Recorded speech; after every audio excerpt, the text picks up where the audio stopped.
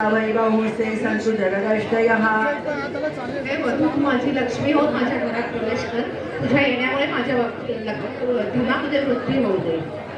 ॐ मायो भव्याय चतुष्पदी भव सा मामानुव्रता भव पुत्रान्विन्दा वैभवसे संतु जगदष्टयः.